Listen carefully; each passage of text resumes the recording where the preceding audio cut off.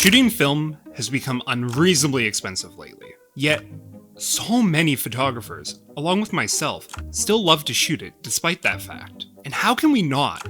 The tonality and the grain of a film shot photo adds so much to its uniqueness and character. For us, it makes the extra time and cost completely worth it. But what if we could apply that tonality and grain to a digital photo?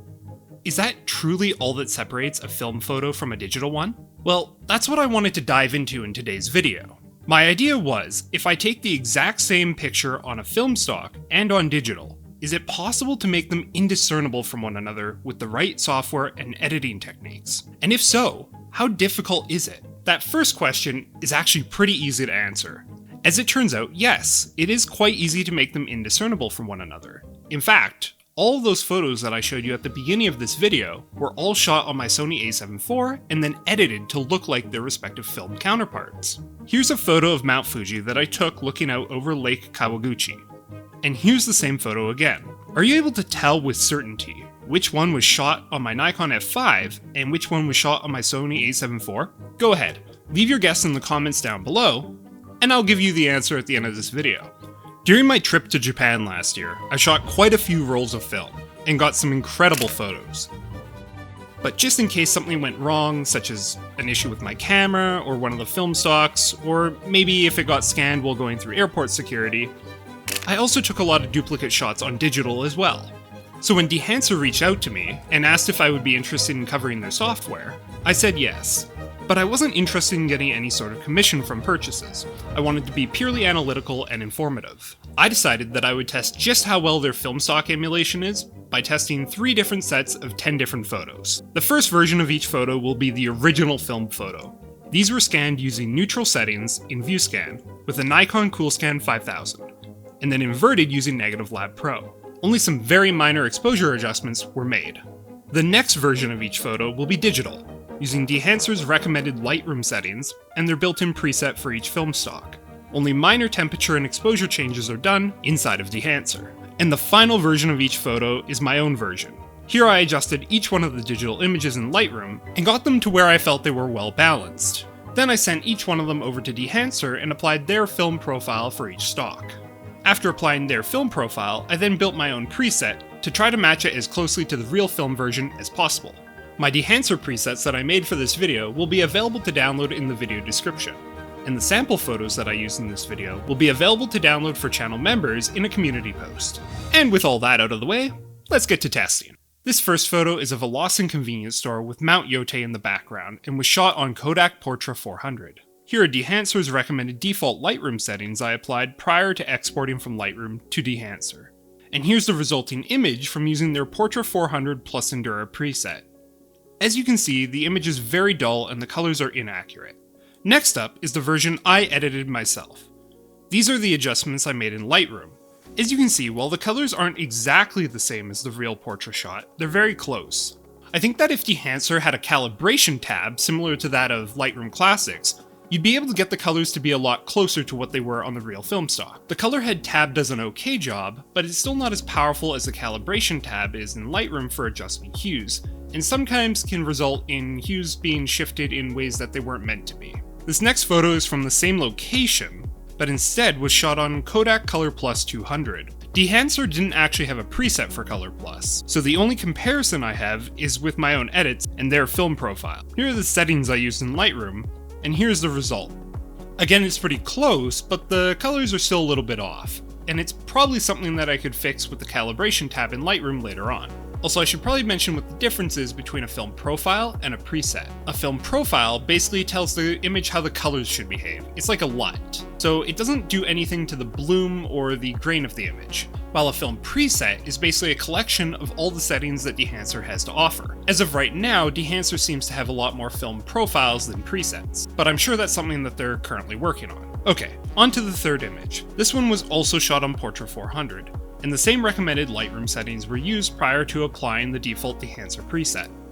As you can see, I tried increasing the temperature quite a bit on this photo to try to get the warm hues back in the trees around Yote's base, but realistically that was never going to work. Moving on, here are the Lightroom settings I applied to my own edit, and here's the final version. Unfortunately, I was unable to get the skies and the trees to match. But overall, the photo does look like it was shot on Portra 400, and with some more hue adjustment in Lightroom, I could probably get it even closer. This fourth photo was shot on an extinct breed over here in North America, Fuji Superia 400, rest in peace. And once again, unfortunately there wasn't a proper built-in dehancer preset for this one, so we'll just be making another comparison against my own edits. In this shot, I decided to start trying to use Lightroom's calibration tab to see how much closer I could get it, and it definitely made a massive difference. As you can see, the final edit here is extremely close to the original image, with perhaps just a tad too much saturation on the greens. Obviously though, if this photo was shown as just a standalone image, it would absolutely pass as a film photo, in my opinion. This just goes to show that if Dehancer had a calibration tab, the results could be made to look much closer to the real thing. Next up is our fifth photo, and this one is no longer a shot of Yote, but instead of Fuji itself. This photo was properly shot on Fujicolor 100, which from what I can tell is a Japan-only film stock now, unfortunately. Dehancer's built-in preset actually gets fairly close with this one, although that could be because of the desaturated nature of this photo. Here are the adjustments I made to my own edit, and here's the results. Honestly, I think this is effectively a 1-to-1, with the only real difference being a slight shift in the warm hues on Fuji with the setting sun.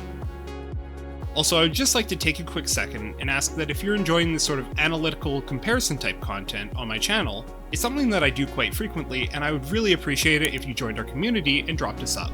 On to photo 6. This is another Fujicolor 100 shot, and unfortunately this time we see the failings of the built-in Dehancer preset, with the more vivid colors not quite making it through. As for my edit, here's the Lightroom adjustments, and here's the final image. There's quite a big difference here in the coloring on Fuji's peak, but I'm fairly certain that this is because of the rapidly changing lighting conditions during the sunrise. Photo 7 was taken using Ektar 100, and is a picture of some beautiful blooming plum blossom trees. Taking a look at the Dehancer preset image, we can see that the hues are completely off, and the saturation is not there. Here are the adjustments I made for my version, and here we can see my final edit.